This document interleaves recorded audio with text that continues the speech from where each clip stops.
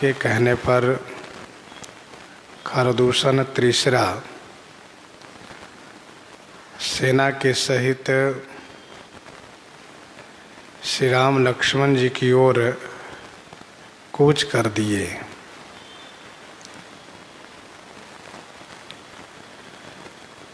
आकाश मंडल को धूलि से परिपूरित देख करके श्री राम जी ने श्री लक्ष्मण जी से कहा, भैया लक्ष्मण, आप श्री सीता जी को लेकर के पर्वत की कंदरा में चले जाइए और वहाँ आप सजग रहिएगा। प्रभु श्री राम की वाणी सुन करके श्री सीता जी के सहित हाथ में धनुष बाण लिए हुए श्री लक्ष्मण जी तुरंत चल दिए।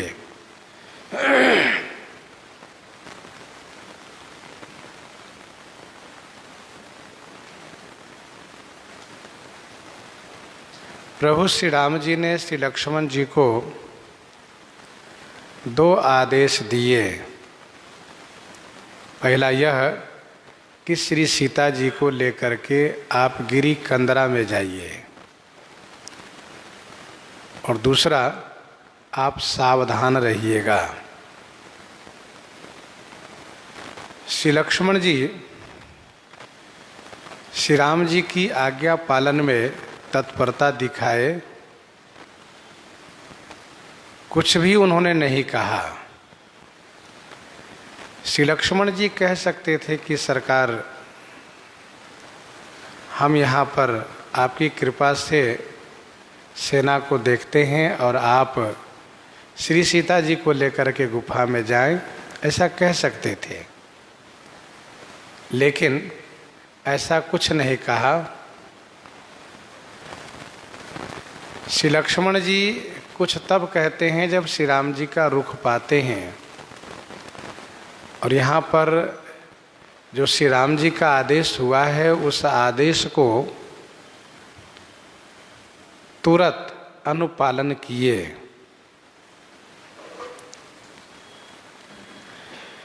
प्रभु ने कहा कि किसी पर विश्वास मत करिएगा, सजग रहिएगा। राक्षस लोग बड़े ही कपटी और छलिया हुआ करते हैं। बहुत संभव है कि ये वहां तक पहुंच सकते हैं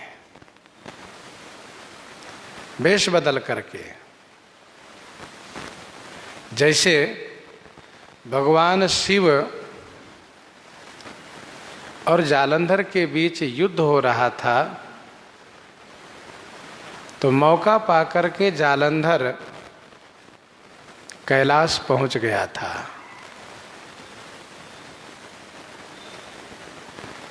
देवी श्री पार्वती जी इस बात को समझ गई और तुरंत अंतर्ध्यान हो गई। इसीलिए असुरों पर कभी भी भरोसा नहीं करना चाहिए। श्री राम जी ने कहा, आप सजग रहिएगा। पहली बात, तो किसी को पता न चले कि आप कहाँ छुपे हैं। दूसरी बात, यदि कोई वहाँ जाए भी तो किसी की बात पर विश्वास नहीं कीजिएगा।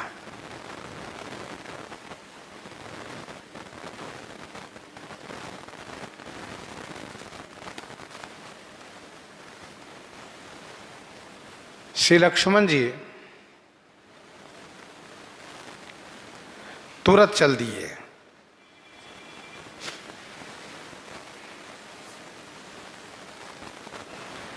क्योंकि मातु पिता गुरु प्रभु कई बानी, बिनहि विचार करिए शुभ जानी। आज्ञा समन सुसाहिब सेवा, आज्ञा समन सुसाहिब सेवा, सो प्रसाद जन पावई देवा। तो श्री लक्ष्मण जी तुरंत आज्ञा पालन में तत्पर दिखे। गोस्वामी जी कहते हैं कि देखी राम रिपुदल चली आवा, बिहसी कठिन कोदंड चढ़ावा। देखी राम रिपुदल चली आवा। श्री राम जी ने देखा कि शत्रु का दल चल करके आ गया।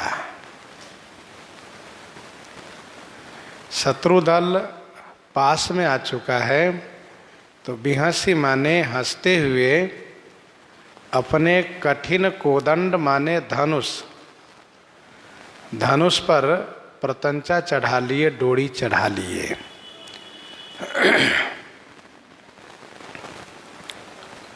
तब उस वक्त धूल दिखाई पड़ा था और अब ध्वजा पताका आदि दिखाई देने लगा।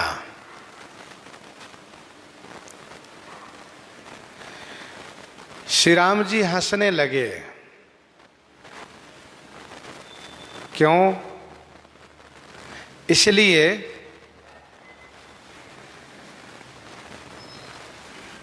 कि इनको मेरे बारे में पता नहीं है। मुझे कोरा मनुष्य समझ करके, अकेला समझ करके मारने के लिए आ रहे हैं।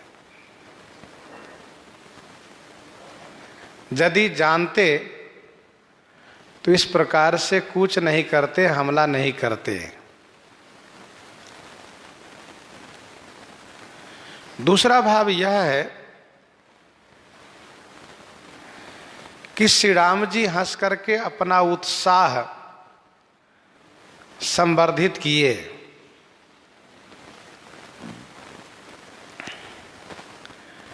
इस बात को लेकर के श्री राम जी को बड़ी खुशी हुई कि मैंने जो प्रतिज्ञा की थी असुरों को संहार करने का, उसका समय आ गया है। अब उसका श्री गणेश हो रहा है। तो उत्साह वर्धनार्थ यह श्री राम जी का हंसना है कि क्षत्रिय तनुधरि समर सकाना, कुल कलंक तेहि पांवर आना। क्षत्रिय के लिए युद्ध प्राप्त हो जाए तो यह उसके लिए उत्सव जैसा आनंद देह होता है, और उनके लिए इससे बड़ा और हर्ष का विषय कोई और नहीं हो सकता।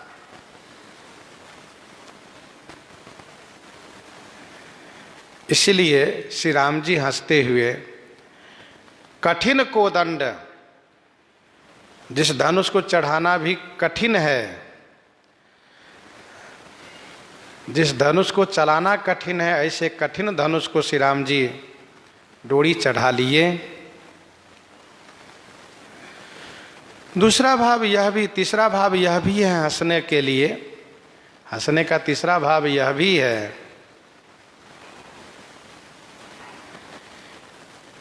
कि राक्षसों की अज्ञानता देख करके, बताओ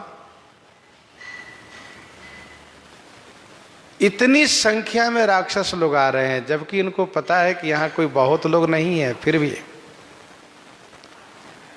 जिमि अरुणोपल निकर निहारी, धावहि सठ खग मांस आहारी। जिमि अरुणोपल निकर निहारी, धावहि सठ खग मांस आहारी। चोच भंग दुख तिन्हि न सूझा, तिमि धाये मनुजाद अबूझा।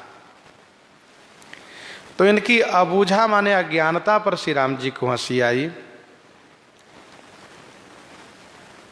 धनुष पर डोरी चढ़ा लिए, कोदंड कठिन चढ़ाई सिर जट, जूट बांधत सोह क्यों, मरकत सयल पर लरत दामिनी, कोटि सो जुग भुजग ज्यों, कोटि सो जुग भुजग ज्यों। कोदंड कठिन चढ़ाई, सिर जट जूट बांधत सोह क्यों। कठिन कोदंड चढ़ाई, सिर जट जूट बांधत सोह क्यों। कठिन कोदंड माने धनुष को चढ़ा करके सिर के जट जूट, जट जूट माने जटा समूह को बांधते हुए कैसे सुशोभित हो रहे हैं, इस बात को गोस्वामी जी आगे की पंक्ति में दर्शा रहे हैं। कोदंड कठिन चढ़ाई, सिर जट जूट बांधत सोह क्यों।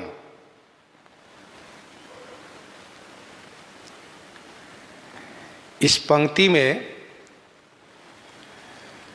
गोस्वामी श्री तुलसीदास जी का जो साहित्य मर्मज्ञ गुण है, साहित्यिक मर्मज्ञता है, वह देखा जा रहा है। संस्कृत काव्य में भी किसी एक पंक्ति में टवर्ग के सभी अक्षर नहीं पाए जाते हैं, परंतु आप इस पंक्ति में देखें तो टवर्ग के सभी अक्षर हैं। ट भी है, ठ भी है, ड भी है और ढ भी है। और इसमें बड़ी रोचकता आ जाती है। कोदंड कठिन चढ़ाई, सिर जट जूट बांधत सोह क्यों।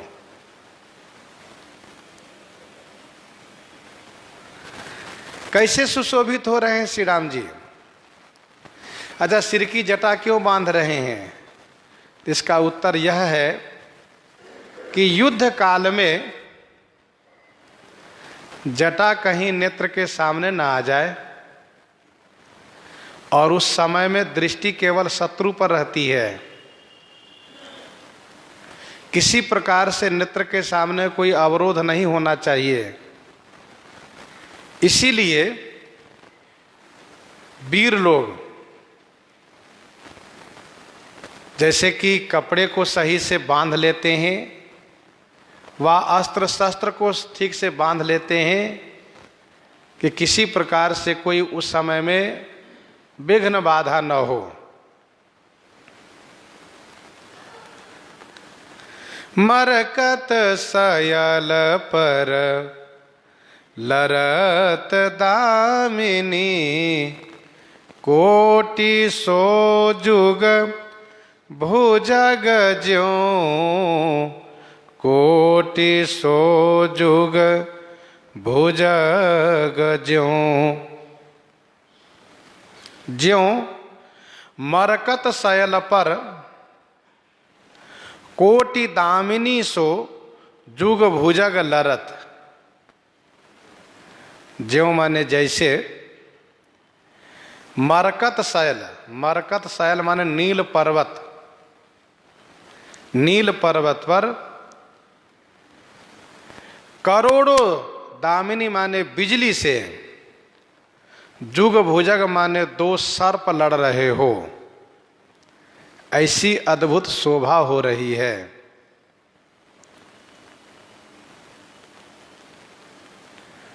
यहाँ पर श्री राम जी का शरीर ही नील पर्वत है, और जो जटाएं हैं, जो जटाएं हैं, यही कोटिक दामिनी है, करोड़ों बिजली है। और ये जो दोनों भुजाएं हैं, यही दोनों सर्प के समान है।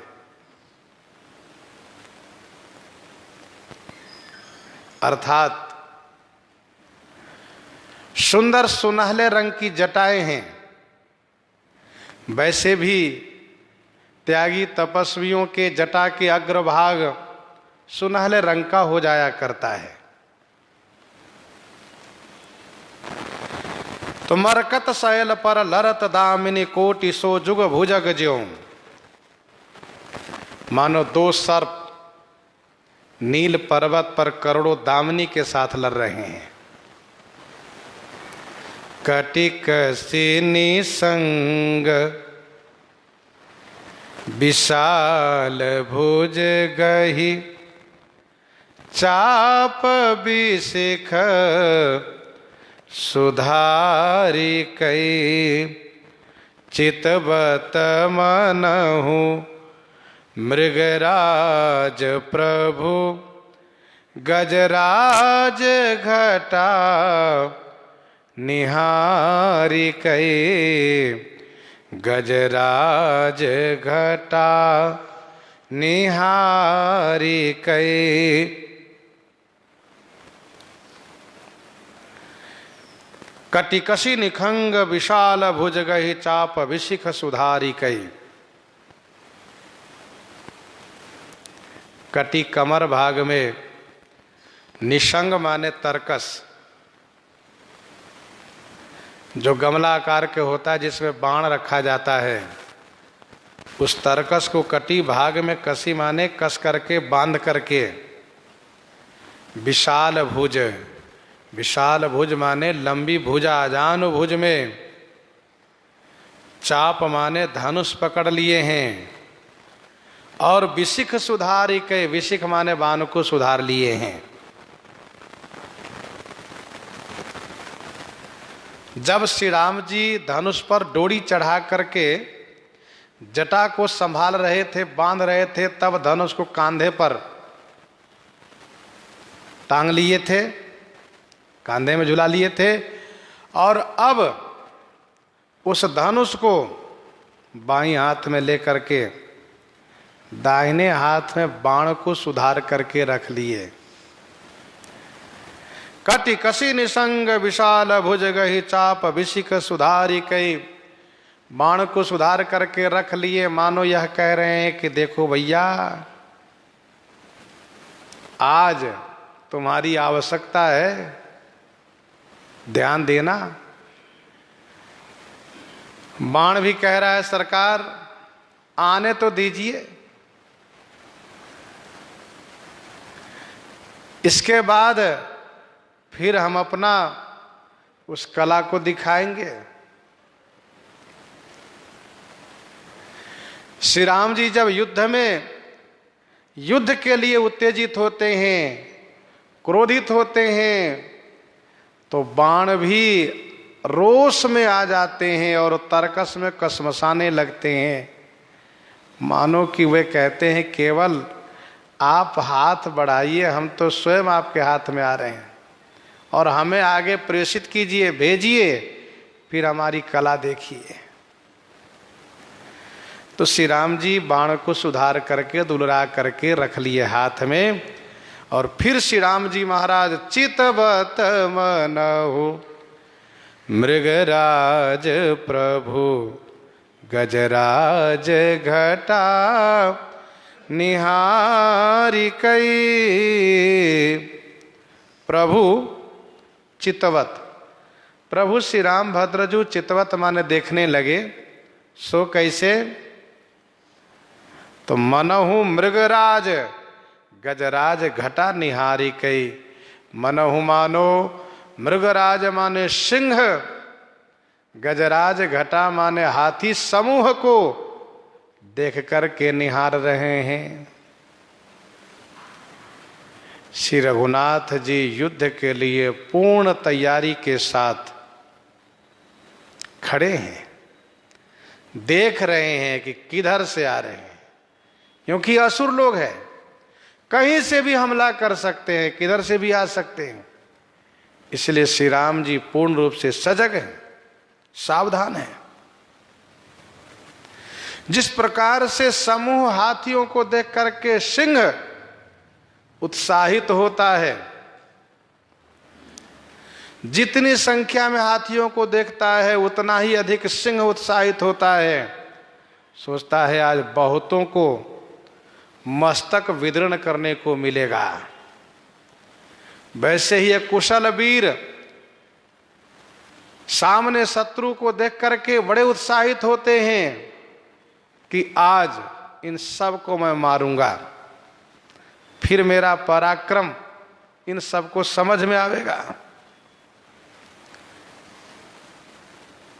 मनहु मत्त गजगन निरखी सिंह किशोर ही चोप।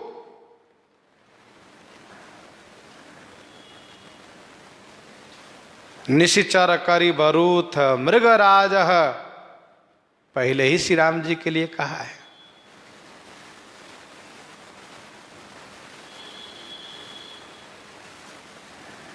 आई गए बग मेल धरहु धरहु धावत सुभट, जथा बिलो की अकेल बाल रवि घेरत दनुज। आई गए बग मेल धरहु धरहु धावत सुभट। सुभट यह कहते हुए कि धरहु धरहु, धावत माने दौड़ते हुए बगमेल आई गए, बगमेल आ गए।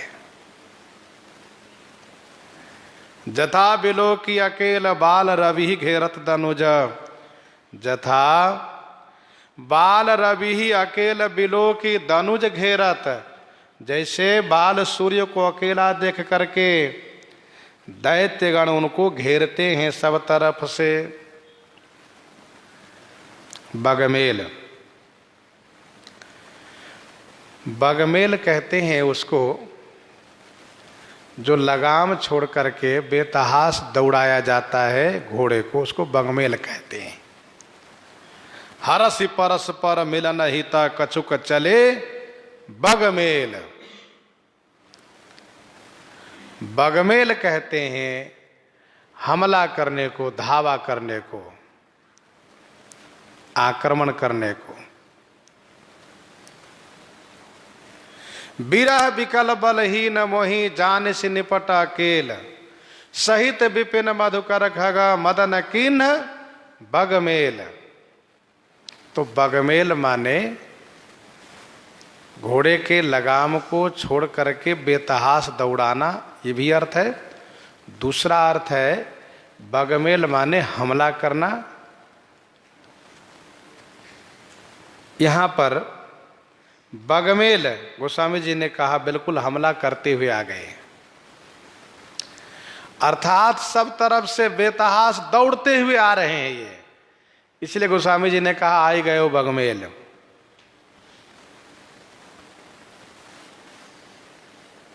सब बेतहास दौड़ते हुए आ रहे हैं और यह कहते हुए पकड़ो पकड़ो मारो, इस प्रकार से। अब श्री राम जी एक जगह खड़े हैं, ये सब तरफ से श्री राम जी को घेर लिए, लेकिन जिस प्रकार से सूर्य के सामने धनुज ठहर नहीं सकते, सूर्य की ओर देख नहीं सकते, भले ही बाल रवि है, उदय काल का सूर्य है, फिर भी बहुत अल्प काल ही उनकी ओर देखा जा सकता है, सूर्य की ओर, इसके बाद नहीं देखा जा सकता है। वैसे ही ये सब आए तो बहुत उत्तेजित होकर के बड़े रोष में, और यह कहते हुए पकड़ो पकड़ो, लेकिन देख नहीं पाए, बहुत देर ठहर नहीं पाए। और तुरंत खरदूषण ने मंत्री से कहा कि जाकर के उनसे मेरा संदेश सुनाओ, क्योंकि सूर्य के सामने बहुत देर कोई ठहर नहीं सकता, सूर्य का तेज है। लेकिन असुर लोग हैं, सूर्य को नित्य घेर लिया करते हैं। श्री राम जी अभी बाल रवि हैं। श्री राम जी के प्रताप बाल रवि है, इस बात को ध्यान रखिएगा। और यह प्रताप रवि सूर्य उदय कहाँ हुआ? कहा मिथिला जी के उस रंग भूमि में उदित उदय गिरि मंच पर रघुबर बाल पतंग, तब उदित हुआ था। अयोध्या कांड में कोई पराक्रम वाली बात ही नहीं है, वहां तो करुण रस का प्रसंग है सब। श्री अयोध्या जी के संबंधित प्रसंग है। इसीलिए अरण्य कांड में गोस्वामी जी ने कहा कि अभी श्री राम जी के पराक्रम प्रताप रूपी सूर्य बालक ही है। और उत्तर कांड में गोस्वामी जी कहेंगे कि यह सूर्य मध्याह्न काल में पहुंच चुका है। जब ते राम प्रताप खगेशा उदित भयो अति प्रबल दिनेशा। मध्याह्न कालोपरांत सूर्य नीचे की ओर ढलता है, लेकिन श्री राम जी के प्रताप रूपी सूर्य ढलने के लिए मध्य आकाश में नहीं पहुंचा है, वहां जाकर के वह स्थिर हो गया है हमेशा हमेशा के लिए।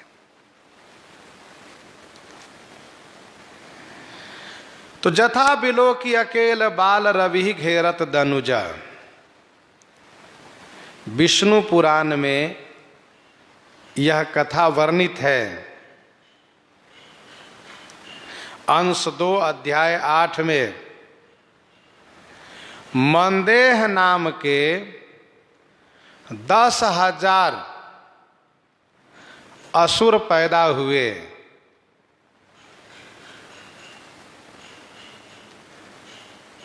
इन्होंने श्री ब्रह्मा जी को प्रसन्न किया, तो ब्रह्मा जी ने इनसे कहा, सुनो, तुम नित्य मरोगे और नित्य जियोगे, तुम्हारा शरीर बना रहेगा। कारण यह था कि इन असुरों ने श्री ब्रह्मा जी से कहा कि हे ब्रह्मा जी, आप ऐसा कोई उपाय कीजिए कि हमारा शरीर नष्ट न होवे। हमें ये शरीर बहुत प्रिय लगता है, हम चाहते हैं कि हमारा शरीर हमेशा हमेशा बना रहे। ब्रह्मा जी ने कहा ऐसा ही होगा, तथास्तु, परंतु रोज मरोगे रोज जियोगे। कोई बात नहीं, रोज मर लेंगे रोज जी लेंगे, लेकिन शरीर तो बना रहेगा। तो ये लोग असुर है, आसुरी बुद्धि इनमें। अब ये क्या करते हैं, 10,000 की संख्या में है। नित्य प्रातः काल जैसे ही भगवान सूर्य उदय होने लगते हैं कि सब तरफ से घेर लेते हैं। भगवान सूर्य इनसे युद्ध करते हैं, फिर आगे बढ़ते हैं इन सबको मार करके। ध्यान दीजिएगा, एक बड़ा सुंदर संकेत है। क्या? सूर्य यदि आकाश में आकर के चमचमाता है, अपने प्रकाश से, अपने तेज से सबको आनंदित करता है, तो उसके पूर्व उसको 10,000 की संख्या में उन असुरों से संघर्ष करना पड़ता है। मतलब इसका स्पष्ट है कि जीवन में यदि कोई विशेष प्रतिभा, आभा, तेज को प्राप्त करता है, जस कीर्ति को प्राप्त करता है, तो उसके पूर्व उसको संघर्ष करना पड़ता है। बिना संघर्ष के कोई आगे नहीं बढ़ सकता है। संघर्ष, परिश्रम, तपस्या करना पड़ता है। आध्यात्मिक दृष्टि से यदि विचार करें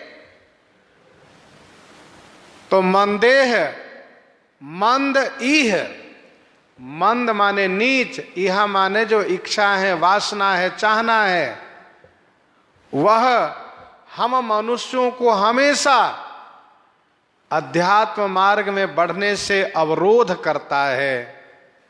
कौन? ये जो नीच, मंद माने नीच जो इच्छा है, चाहना है, वासना है, ये हमें रोकते हैं।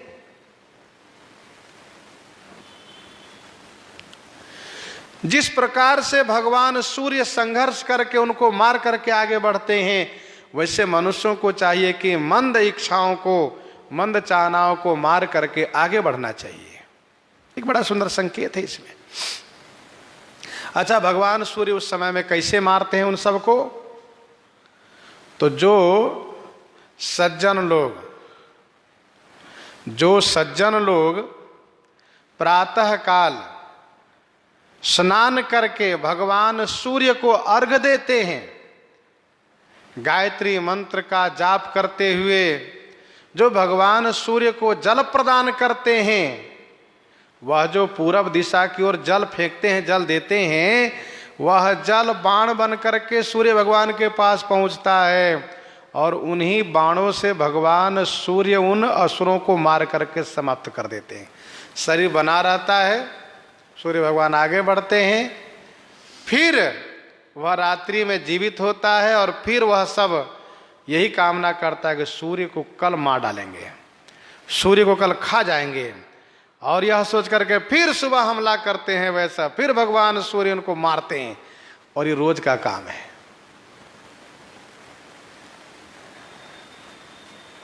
मतलब ये है कि अच्छे रास्ते पर चलने के लिए, अच्छे बनने के लिए बुरे लोगों से, बुरी वासनाओं से रोज संघर्ष करना पड़ता है। भाई संत हैं तो असंत भी हैं, दोनों साथ हैं। उपजहि एक संग जग माही, जलज जोंक जिमी गुण बिल गाही। पानी में कमल है तो पानी में जोंक भी है, अच्छे हैं तो बुरे लोग भी हैं। तो भगवान सूर्य नित्य युद्ध करके उसे मार करके आगे बढ़ते हैं। जो लोग प्रातः काल भगवान सूर्य को जल नहीं देते हैं, मानो वे सूर्य के विनाशक हैं, वे सूर्य के विरोधी हैं, असुरों के समर्थक हैं, वे असुरों को पोषण करने वाले हैं। इसीलिए प्रातः काल सूर्य भगवान को जल अवश्य देना चाहिए। वैसे संध्या वंदन करने में सुबह शाम दोनों समय जल दिया जाता है, फिर भी प्रातः काल तो अवश्य देना ही चाहिए। और इसीलिए भारतीय संस्कृति में, हमारी जो संस्कृति है हिंदू धर्म की संस्कृति, उसमें यह स्पष्ट कहा जाता है कि भाई सूर्य उदय के कुछ पहले ही जगो, स्नान आदि करो और भगवान सूर्य को जल प्रदान करो, जिससे सूर्य भगवान की कृपा प्राप्त होगी, उनका आशीर्वाद मिलेगा। जब आप उनको जल देंगे और उस जल से भगवान सूर्य असुरों को मारेंगे, तो भगवान सूर्य आप पर प्रसन्न होकर आशीर्वाद तो देंगे। इसीलिए बढ़िया सुंदर जो आध्यात्मिक तेज को प्राप्त किया जाता है, वह तपस्या से प्राप्त किया जाता है। और तपस्वी कोई 9-10 बजे तक सोने वाले नहीं होते हैं।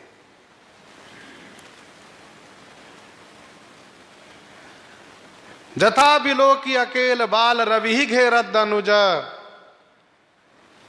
बाल सूर्य को दैत्य लोग घेर रहे हो। बहुत सुंदर अद्भुत दृश्य यहाँ पर, जैसे सूर्य अकेले और 10,000 राक्षस सब तरफ से हमला करते हैं, वैसे ही श्री राम जी अकेले और 14,000 की संख्या में सेना सब तरफ से हमला कर रहे हैं।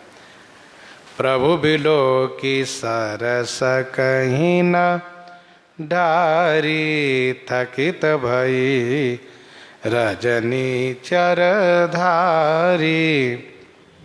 प्रभु बिलो की सरस कहीं न डारी, थकित भई रजनी चरधारी। प्रभु श्री राम भद्र जी को देख करके असुर लोग बाण नहीं चला सकते। क्यों, क्या हो गया इन सबको? कहा सब देखते रह गए, टकटकी लगाए देखते रह गए। रजनीचर धारी थकित भई। रजनीचर धारी माने राक्षसी सेना, धारी माने सेना। अच्छा, सेना को धारी इसलिए कहते हैं क्योंकि ये धावा बोलते हैं, हमला करते हैं, इसलिए कहा धारी। धाई धारी फिरी के गुहारी हितकारी होत, तो धारी हमला करने वाले। ये सब थकित हो गए। थकित हो गए का मतलब स्तब्ध हो गए। जैसे सूर्य पर हमला करने वाले राक्षस दौड़ते तो हैं लेकिन वहीं जाके ठहर जाते हैं, देखने लगते हैं, तब तक भगवान सूर्य फटाफट सबको बाण से मार डालते हैं। तब तक बहुत सज्जन लोग उनके पास बहुत बाण पहुंचा दिए रहते हैं, बाणों का ढेर उनके पास पहुंचा रहता है। प्रभु बिलो की सरस कहीं न डारी। श्री राम जी की छवि ऐसी है, जो देखते हैं वह देखते रह जाते हैं। एक बार सोचते अरे इतने सुंदर, वाह खूब सौंदर्य है इनका। राम ही चितई रहे थकी, लोचन रूप अपार मार मद मोचन। ये कौन? श्री परशुराम जी बड़े आवेश में फरसा लहराते हुए जनकपुर के उस रंगभूमि में प्रकट हुए। लेकिन जैसे श्री राम जी को देखे तो देखते रह गए, सोचने लगे इतना सौंदर्य।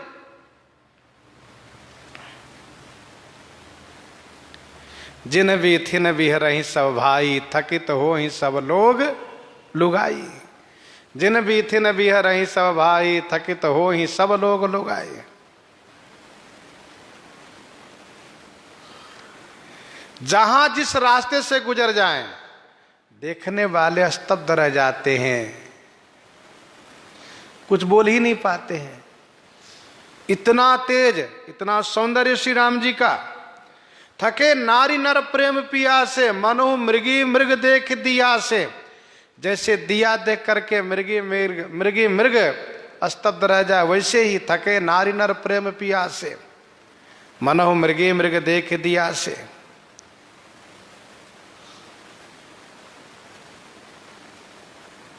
कहो सखी अस को तनुधारी। बड़ी अच्छी बात उन्होंने कही। सखी ये बताओ कौन ऐसा शरीरधारी है? कहो सखी अस को तनुधारी, जो न मोह यह रूप निहारी।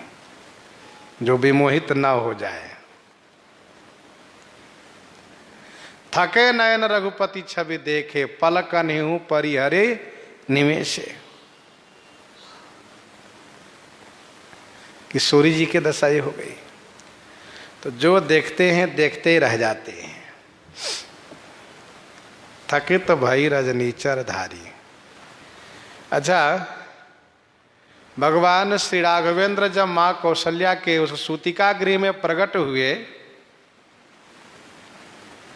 गोस्वामी जी ने उनको वहीं पर कहा कि ये खरारी हैं। क्यों? कहा शोभा सिंधु खरारी। यूं ही नहीं कहा शोभा सिंधु खरारी। क्यों?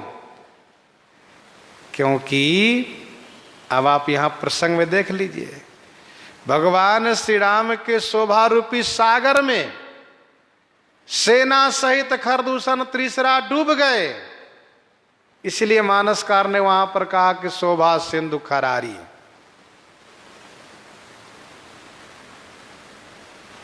रजनीश्चर धारी। ये सब स्तब्ध रह गए, सभी सैनिक स्तब्ध रह गए। तो बहुत बड़ी बात हो गई। कहा नहीं नहीं, बहुत बड़ी बात नहीं है। माना कि ये राक्षस से क्रूर हृदय वाले हैं, दुष्ट हैं ये सब। इनसे भी कहीं ज्यादा दुष्ट लोग भी, जैसे कि जिना ही निरखी मग सांपिन बीछी, जिना ही निरखी मग सांपिन बीछी, और तजहि विषम विष तामस तीछी। जरा सोचिए, ये सांपिनी बीछी भी देख करके अपनी उस तीखी स्वभाव को छोड़ देती है। जिन्हें निरखी मगर सांप भी नहीं बीजी। गजब तब हुआ जब श्री राम जी सागर के किनारे सागर के तरंगों को, सागर पर निर्मित पुलों को देखने के लिए खड़े हुए।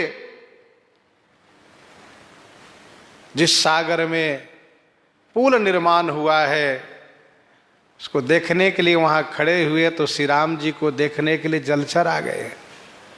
बड़े बड़े जलचर आ गए। देखन कहाँ प्रभु करुणा कंदा प्रगट भय सब जलचर वृंदा। ऐसे ऐसे जलचर जो एक दूसरे को कच्चे निगल जाने वाले, समूचे खा जाने वाले।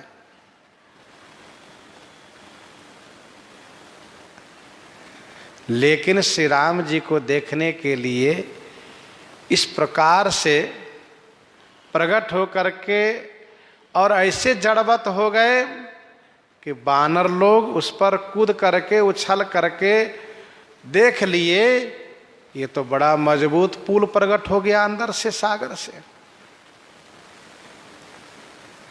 उस जलचरों पर चढ़ करके वानर सैनिक समुद्र पार होने लगे। तब तक वे जलचर वहां बने रह गए जब तक श्री राम जी वहीं खड़े रह गए। तो कहने का भाव यह है कि श्री राम जी को देख करके ये जल में रहने वाले मकर नकर नाना झस ब्याला सतजोजन तन परम विशाला ऐसो एक तिनहि जे खाही एकन के डरते पी डेराही। ये तिमी, ये तिमिंगिल, ये तिमिंगिल गिल, ये सब बड़े बड़े मत्स्य प्रकट हुए और उसमें मगर ग्राह ये सब प्रकट हुए। लेकिन कोई किसी को डरवा नहीं रहा है, सब श्री राम जी को देख रहा है। तो यह है हमारे श्री राम जी का सौंदर्य, अभूतपूर्व सौंदर्य कि तामसी जीवों पर भी इस सौंदर्य का प्रभाव पड़ता है। भले ही वह तामस है लेकिन उसके अंदर में स्नेह उमड़ आता है, उनको अच्छा लगने लगता है। कितने अच्छे लग रहे हैं, कितने सुंदर है। इसका मतलब यह है कि अत्यधिक सौंदर्य, श्री राम जी का सौंदर्य सबको प्रभावित करता है। प्रभु बिलो की सर सकहि न डारी, मारने आए थे। को कह जिया धरहु दो भाई, इस तरह से कहते हुए धरहु धरहु धावत सुबट। लेकिन श्री राम जी के सामने आए तो टुकुर टुकुर देखने लगे, टकटकी लगा करके। खरदूषण ने देखा ये क्या हो रहा है। जब इसने देखा तो इसकी भी यही हाल हुई। अरे वाह, ये तो मानो बिल्कुल मोहनी है, जिसने मन को मोह लिया, इतने सुंदर। तब उसने मंत्री को बुलाया। मंत्री भी जड़वत है। मंत्री को बुलाया, मंत्री इधर आओ। सचिव बोली, बोले खरदूषण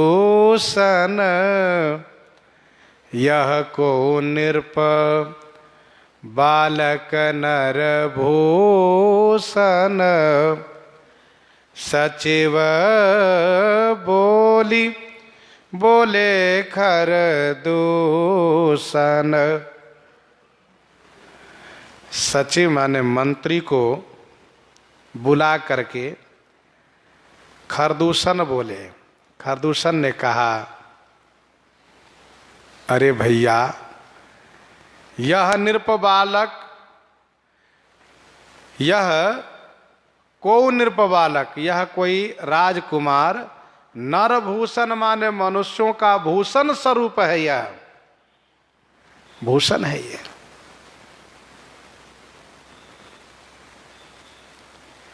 अर्थात इतने सुंदर हैं ये कि मनुष्यों का श्रृंगार रूप है।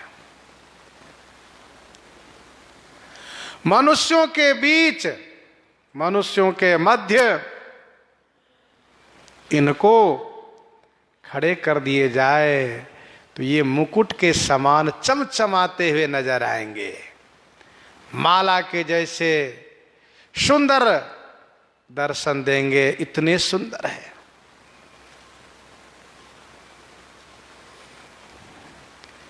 भगवान श्री राम लक्ष्मण वन मार्ग में चल रहे थे तो वनवासिनी महिलाओं ने आपस में ये कहा कि अरे सखी,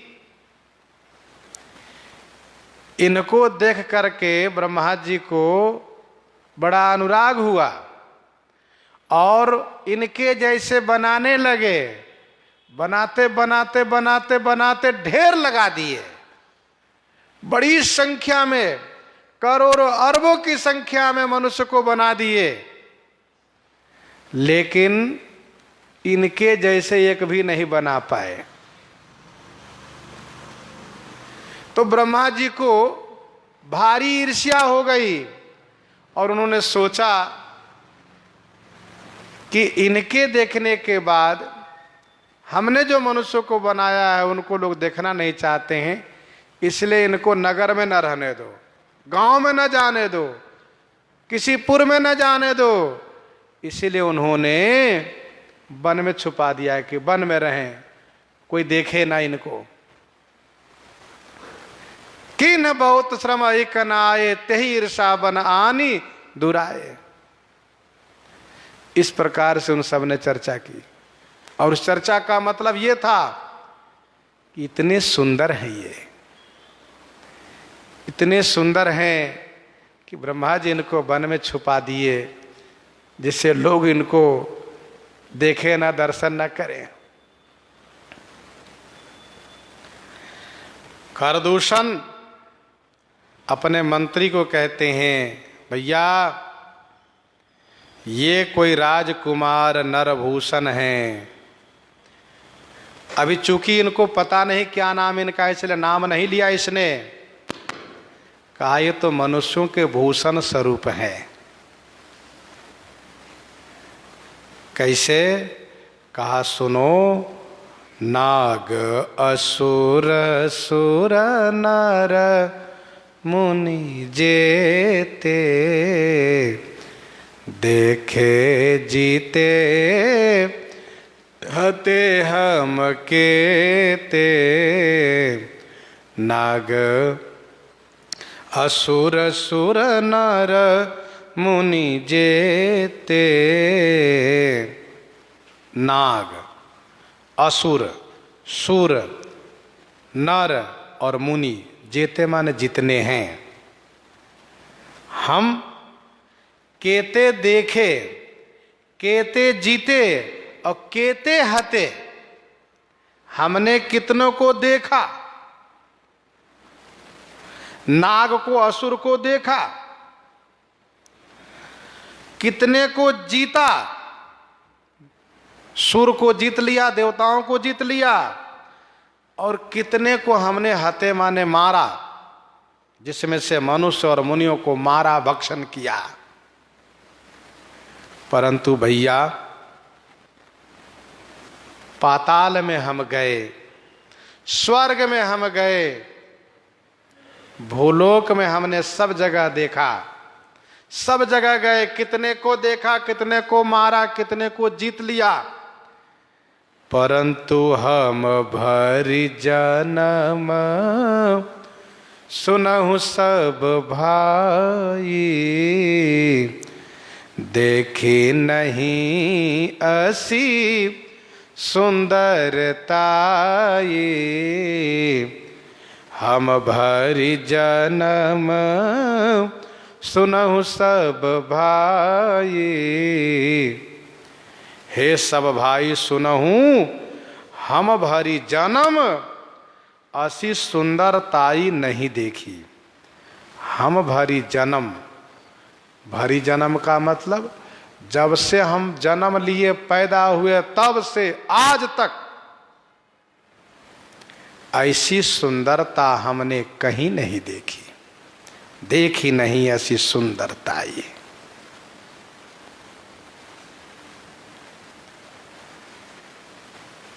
ये सब जगह जाने वाले हैं, सब जगह जाकर के इन्होंने देखा है,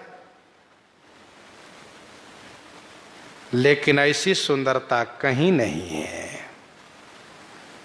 तभी तो बालक वृंद देखी अति शोभा, अलगे संग लोचन मन लोभा। तभी तो खग मृग वृंद देखी छवि होई, देखते ही रह जाते हैं।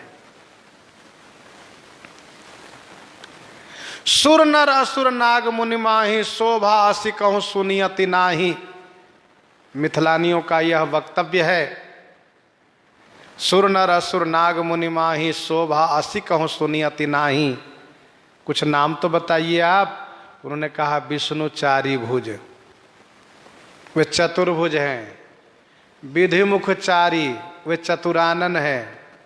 और विकट वेश मुख पंच पुरारी, वे पंचानन है। एक चतुर्भुज है, एक चतुरानन है, एक पंचानन है। और त्रिदेव,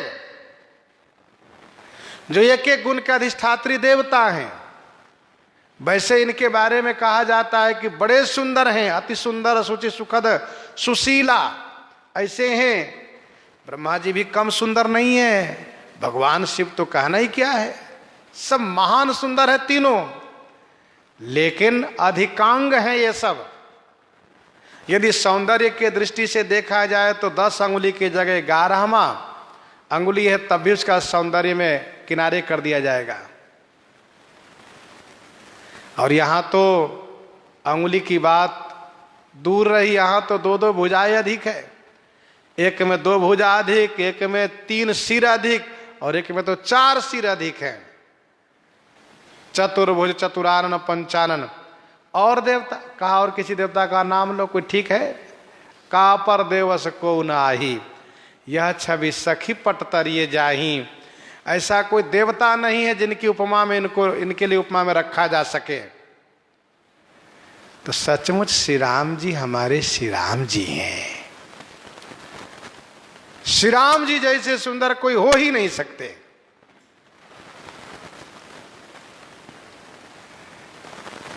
शाश्वत सनातन नर रूप में विराजित रहने वाले श्री राम जी, सदैव 2 भुज में रहने वाले। तो हम भरी जन्म सुनहु सब भाई, देखी नहीं ऐसी सुंदरताई। मंत्रियों ने कहा, तो महाराज आप कहना क्या चाहते हैं? खरदूषण ने कहा, यही तो हम कहने के लिए बुलाए हैं। सुनो, इसने मेरी बहन को कुरु बना दिया है ना। कहाँ? नकटी बुच्ची बना दिया है, बदसूरत बना दिया है। उसको कोई देख न सके, देखने वाले भी उनसे नफरत करें। अर्थात मेरी बहन को कोई देखना नहीं चाहेंगे, देखकर भी नफरत करेंगे। कहाँ से सामने आ गई, अशुभ हो गया, क्योंकि नकटी बुच्ची हो गई है। यद्यपि भगिनी कीन्ही कुरूपा, बदलायक नहीं पुरुष अनुपा। यद्यपि भगिनी किन्ह कुरूपा, यद्यपि इसने मेरी बहन को कुरु बना दिया है। अपराध तो बहुत बड़ा किया इसने, लेकिन यह अनुपा पुरुष वध लायक नहीं, यह अनुपम पुरुष वध के योग्य नहीं है। इनको मारना नहीं चाहिए। यद्यपि भगनी किन्ह कुरूपा, अपनी लाचारी ये नहीं दिखा रहे कि हमारा हाथ नहीं उठ रहा है, तो बहाना कर रहे हैं ये लोग, क्योंकि ये डूब चुके हैं शोभा सिंधु खरारी। इनके हाथ उठ नहीं रहे हैं। बहई न हाथ दहरी छाती, ये स्थिति इसकी भी है, इन सब की। पर ये बात बनाते हैं, कुछ लोग बड़े धूर्त होते हैं, वैसे धूर्त है ये। कहते हैं यद्यपि भगनी किन्ह कुरूपा, बध लायक नहीं पुरुष अनुपा। लेकिन जो मन में बात हो तो बात सामने आ ही गई। इसके मन में यह बात बैठ गई है कि ये पुरुष अनुपा, ये अनुपम पुरुष हैं। इसलिए आप जाकर के इनसे कहो अपनी जो छुपाई हुई नारी को हमें दे दें, दोनों भाई जीवित घर वापस चले जाए। खरदूषण ने मंत्री से कहा है और मंत्री श्री राम जी से जाकर कहते हैं, और श्री राम का प्रति उत्तर मंत्री के द्वारा जब खरदूषण सुनता है तो युद्ध के लिए उत्तेजित होता है। श्री राम जी तो मारने के लिए ही तैयार हैं।